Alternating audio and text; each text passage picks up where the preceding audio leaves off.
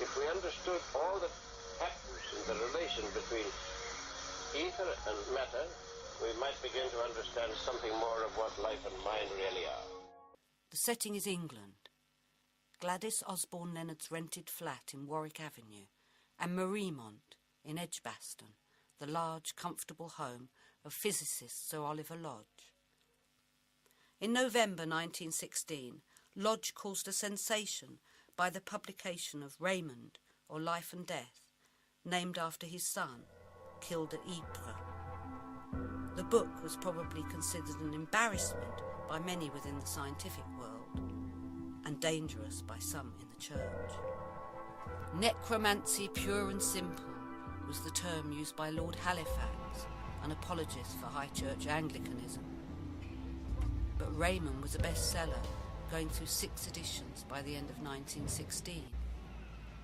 It gave bereaved people the hope that religious doctrines, the communion of saints and the resurrection of the body, largely failed to do.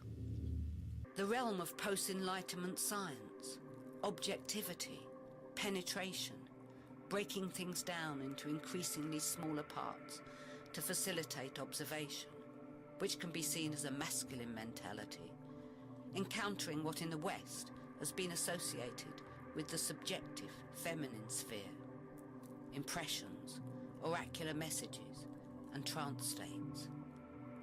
What was once seen as the firm, dry land of science comes down to meet the ebb and flow of the tide. What did Oliver Lodge and his family actually experience? And what was it about the Osborne Leonard mediumship that dumbfounded many skilled and thorough researchers?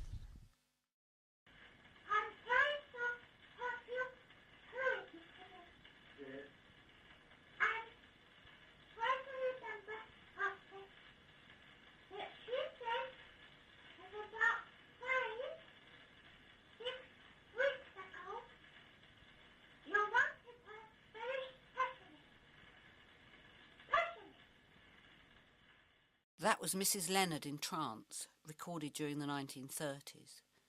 The vocal cords are hers, but the words and timbre, as far as Gladys and most of her sitters were concerned, belonged to Fida, her spirit control, an Indian Hindu girl, whose role was to relay personal communications from the other side.